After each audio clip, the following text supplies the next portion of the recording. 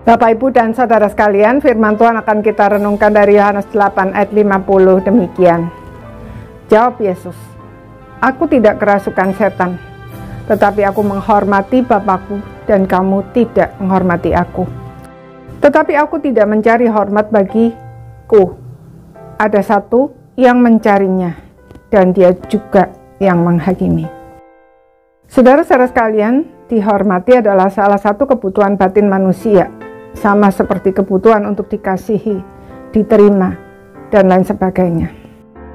Hari ini tidak sedikit orang yang terganggu jiwanya karena tidak atau kurang mendapatkan semua itu. Namun kepada siapa dan bagaimana kita berusaha untuk memenuhi kebutuhan jiwa tersebut akan menentukan hasilnya. Jika kita mencari hormat dari manusia, maka usaha kita pasti sia-sia. Bahkan pada akhirnya bisa menghancurkan hidup kita.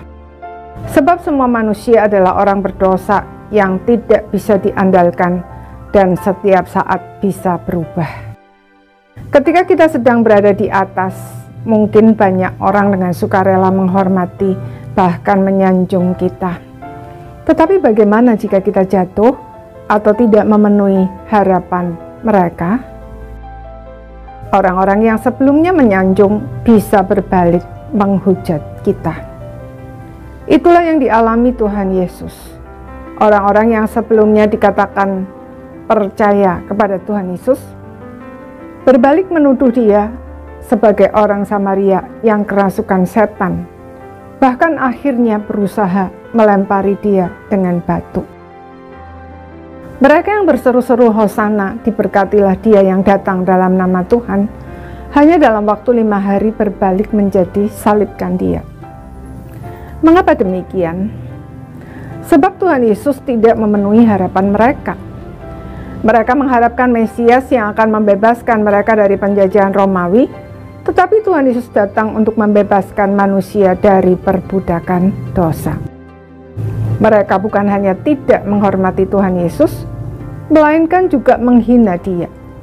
Namun bagi Tuhan Yesus hal itu tidak penting, sebab dia tidak mencari hormat dari manusia. Bukan hanya karena manusia tidak bisa diandalkan, tetapi juga karena penghormatan sejati hanya ada pada Allah. Allah menghormati orang yang menghormati dia. Dalam 1 Samuel 2 ayat 30b dikatakan, "Siapa yang menghormati aku, akan kuhormati. Tetapi siapa yang menghina aku, akan dipandang rendah." Saudara, mencari hormat dari manusia berarti menghina Allah dan menganggap remeh semua yang disediakannya bagi kita.